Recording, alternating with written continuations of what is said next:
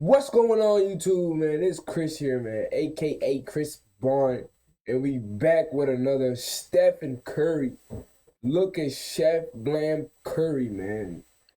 Today we got Stephen Curry. 2016 Stephen Curry was an anomaly. I'm sorry, I can't really read. But yeah, no, I can read. I'm just flowing. But yeah, feel me? Steph Curry was the GOAT. 2016. That's the year he really, you feel me, went crazy. So let's fucking do it. Let's tune in, man. Course of NBA history, we've seen some truly psychotic individual seasons. 87 Magic, 91 Jordan, 2000 Shaq, '06 Kobe, 2013 LeBron. But have we ever seen anything like 2016 Stephen Curry? I mean, seriously, the long-range dead-eye shooting, the scoring, the efficiency, the iconic moments, the records, the awards, and the fact that he fundamentally changed the way we play basketball. Although it didn't end how he wanted it to, Steph impacted the NBA unlike any player we've ever seen. So here's the story of 2016 Stephen Curry, or as I like to call him, the anomaly. The anomaly. Fuck, why you making Curry look evil for? He's not an evil man.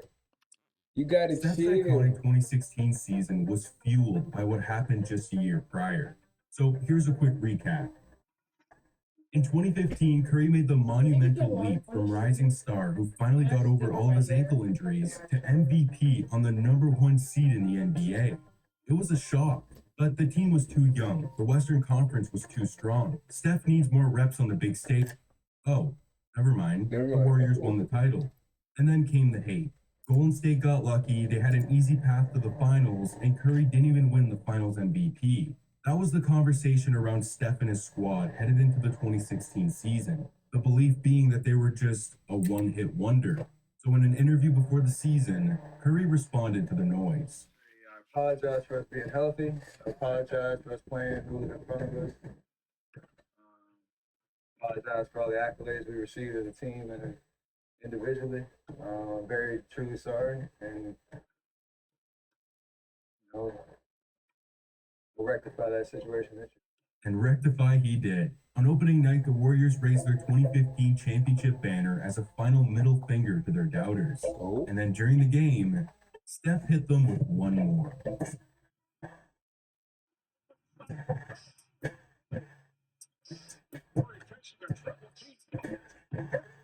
Hell yeah. Look at Curry, man. Look at Curry, man.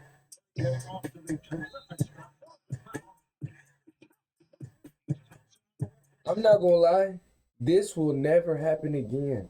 I can tell you, like a player like Curry, I promise y'all it will never happen again. Like, he is just one of a kind. I'm not even trying to overly glaze Stephen Curry, but he's literally one of a kind, bro. Just the way he changed the whole basketball world, my nigga, in what, 2 years? In a matter of 1 year? Oh my gosh, that boy's crazy, bro. I'd say he rectified the situation in the first game of the season. 40 points in 35 minutes, including 24 of those in the first quarter. Oh my The message sent by Curry was clear. Last year was no fluke. 2 nights later, they faced the Pelicans again, and Steph put on a show. Through the first half, he had 15 points, a couple threes, and a few assists. But then in the third, he turned into a psycho. No-look dimes, deep off-balance triples. Come on, Charlie. That sounds like Curry, all right. That shit sounds like Curry, all right. Set, go. Silly dog. I'm gonna trade you for a cat. Red Bull. What the fuck? Living with opioid A Red Bull made a dog walk? Supplicate with counseling for adults with moderate.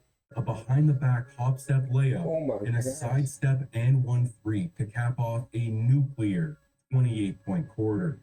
We were just a few games into the season, and this dude was miles better than he was in his MVP season. He finished the game with 53 points, 9 assists, 4 steals, and 8 threes, pushing the Warriors to a perfect 3-0 start. And they kept rolling. It was win after win after win, and on November 12th, in a game against the Minnesota Timberwolves, the opportunity to go 10-0 was sitting right in front of them, and Curry snatched it. He went crazy for 46 points and 8 threes in the win. Golden State was flawless, and Steph was ungodly. In fact, throughout the entire Ungodly. 2015 season, Russell Westbrook had led the NBA with 4 20-point quarters. Curry already has 4 in 10 games. The guy was a human heat check. Seriously, you know those long bombs that guys shoot after they made 3 or 4 threes in a row? Yeah, those were regular pull-ups for Steph as soon as the game started. The NBA had never seen anything like this. Nah, And what made facts. it even crazier is that it resulted in winning. Steph with 34, they win. 37, win. 40, win. 41, win. 40, win. 44, win. It was like finding a cheat code in a video game. What The the- Warriors were now 23-0 to start the season, shattering the previous record of 15-0 by the 1995 Houston Rockets. And on December 11th in Boston, they were looking to extend their record. Number 30 made sure it happened. 38, 11, and 8 to reach that crisp 24-0 mark. And then they lose to the mediocre Milwaukee Bucks the very next night. We were halfway through December, and the Warriors finally lost their first game of the season. The streak was over, but it put 2 topics into the limelight.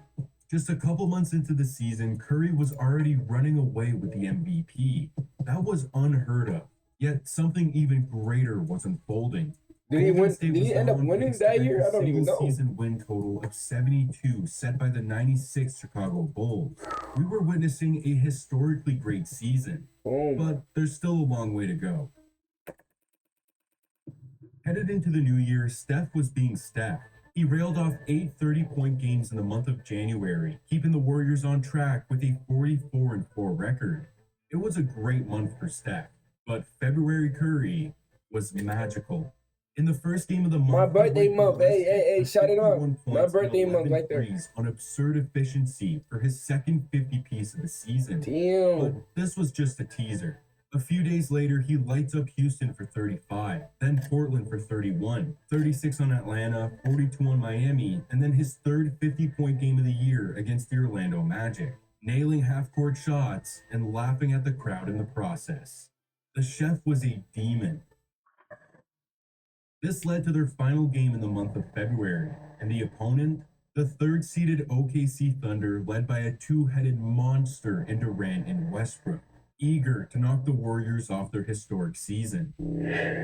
Oh, this Plus, the it was a game. Saturday night on Oh national yeah, television. yeah. This the The game. He world was went watching, fucking stupid and Steph viral. was ready to add a little lightning to the thunder.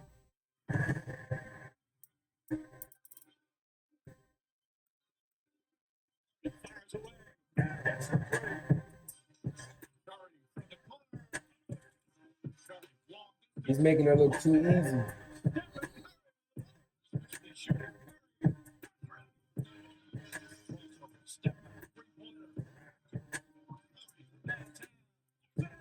Nigga didn't even run. Oh my god. Nah, this game. Hey, when I was watching this game, man, live, but that shit was unbelievable.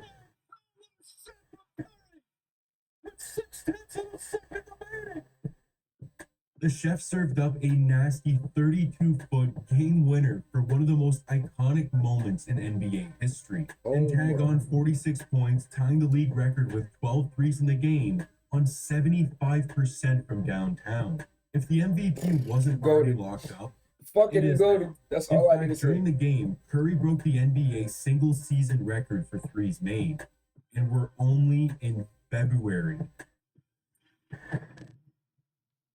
From this point on, the Warriors were on the hunt to beat that 72-win mark by the 96 Bulls, and they were right on track until they hit the final week of the season. After a loss to the Minnesota Timberwolves, Golden State was 69-9 with 4 games remaining in the season. They had to be perfect to break the record. First off, they faced the 67-win San Antonio Spurs, beating them by double digits, and then squeezing by the Grizzlies with a 1-point win. 2 down, 2 to go. But the next game was a big one, a rematch against the Spurs in San Antonio, which was damn near a death sentence because the Spurs hadn't lost at home all season long. They were 40-0, and with the Warriors on the verge of history, something had to break. But I'll tell you what, it wasn't Steph. Curry torched the Spurs for 37 5-5, giving them their first home loss of the season. This was huge, which leads us to the final game of the year at home against Memphis. Win and get the record, lose and tie the Bulls. But I mean, let's be real, Steph wasn't going to disappoint. Give me 3 Steph. Ooh. And you gonna put an ad as soon as I say that. Man, YouTube, y'all be hating on nigga, man. YouTube, y'all be hating on the nigga, man. Take these ads off me, man. Budget. New seasons are headed to Hulu and Well, I gotta pay for premium again, man. That's what they want. They want me to just waste my money.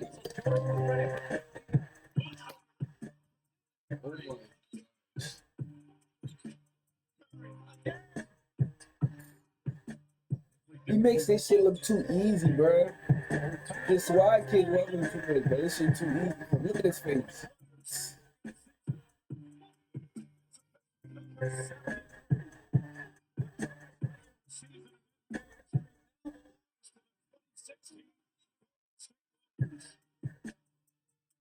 46 points, 10 threes, and the Warriors are the winningest regular season team in league history at 73-9. Truly a historic season. In fact, I thought they only lost 4 games that season. I ain't gonna lie. made on the season, 402 to be exact, on 45.4% from downtown, which is beyond insane because if we look at the 3-point rankings during that 2016 season, no one is in the vicinity of his combination of volume and efficiency. And not only was he the first to surpass the 400 threes made mark, but he was also the first player to crack the 300 mark. It was insane. And even with the increase in threes over the last half decade, no one has sniffed him since. Not even himself.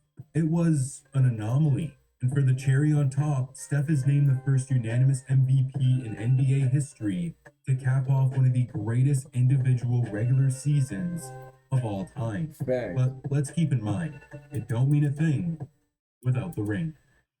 Facts. No cap. Playoff time. With the championship, Curry would have a chance to cap off the greatest season by an individual player ever. No doubt about it. But it didn't start out too hot. In game 1 of the playoffs against the Houston Rockets, Steph tweaked his ankle. He'd end up leaving the game and missed games 2 and 3 of the series. Golden State still got themselves up 2-1 in the series by the time he returned in game 4, just to sprain the MCL on his right knee, leaving the game and missing the rest of the series. Thankfully, the Warriors had strength in numbers, taking care of the Rockets without Steph in 5. But his MCL injury was worse than we thought, as he missed games 1, 2, and 3 of their second-round matchup with Portland. But the Warriors survive without him and have a 2-1 series lead as Steph makes his return in game 4. And the man was clearly very rusty. Through 3 quarters, he had just 13 points on 6 of 18 from the field and 0 for 9 from 3. It was bad, but when it's clutch time, the chef is the baddest man alive.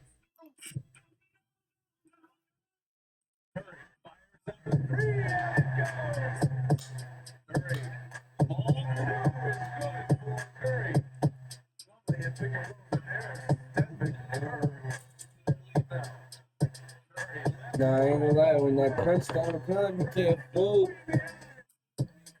You can't fool when that crunch time comes. I ain't gonna lie.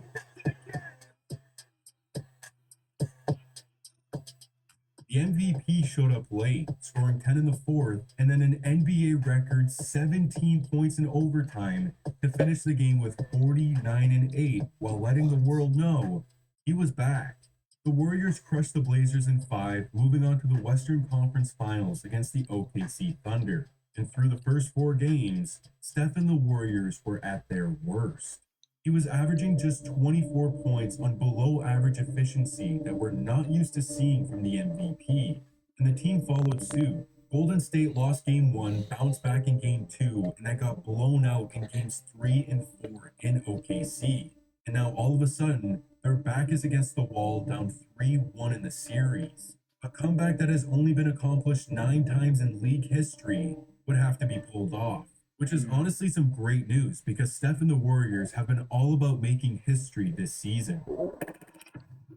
In Game 5, Curry bounced back, 31, 7, 6, and 5 to survive and force a Game 6, where the man answered once again, 31, 10, and 9, alongside a 41-point nuke from his splash bro to miraculously force a Game 7.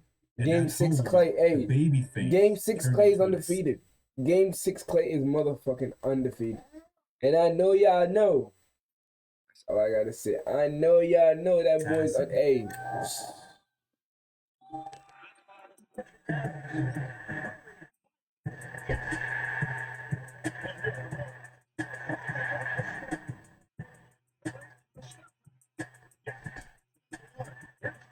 Oh my God.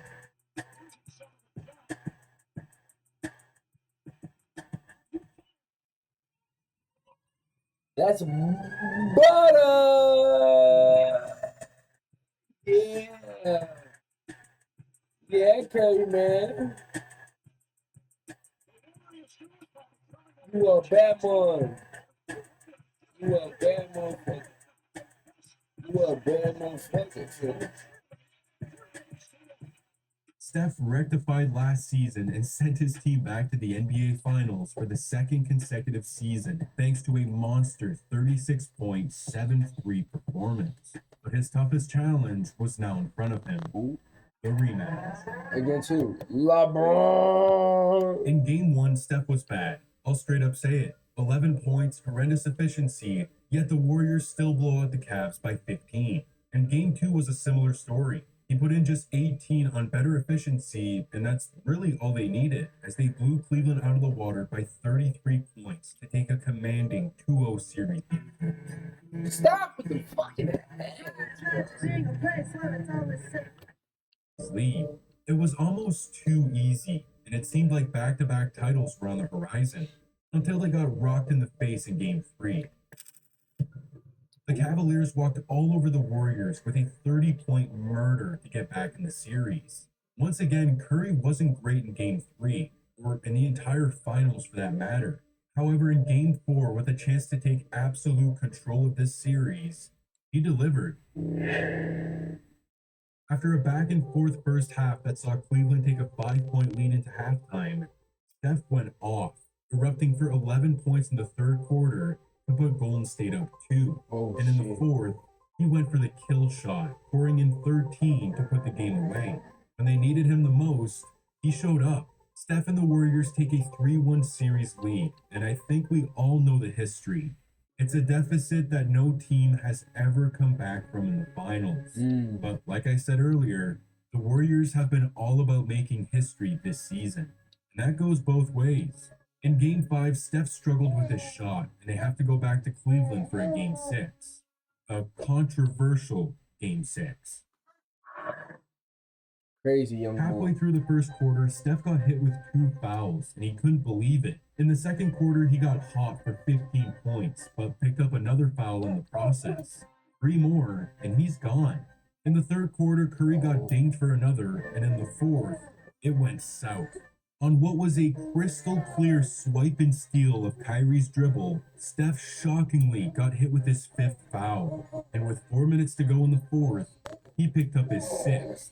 Not pleased with the call, he screams at the official, throws his mouthpiece, hits a fan, gets ejected, and we're somehow going to a Game 7.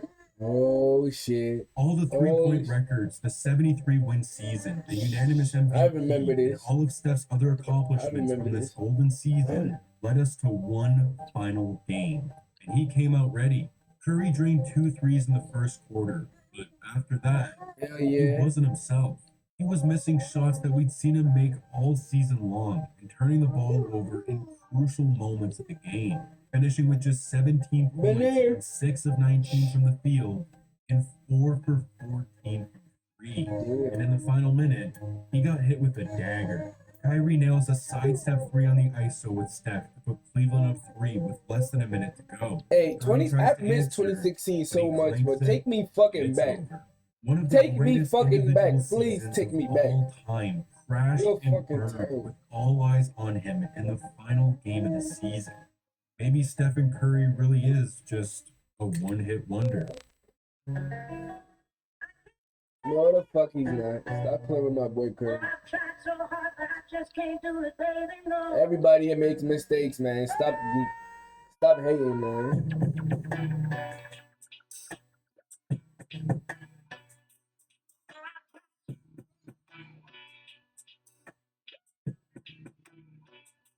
They went from 2016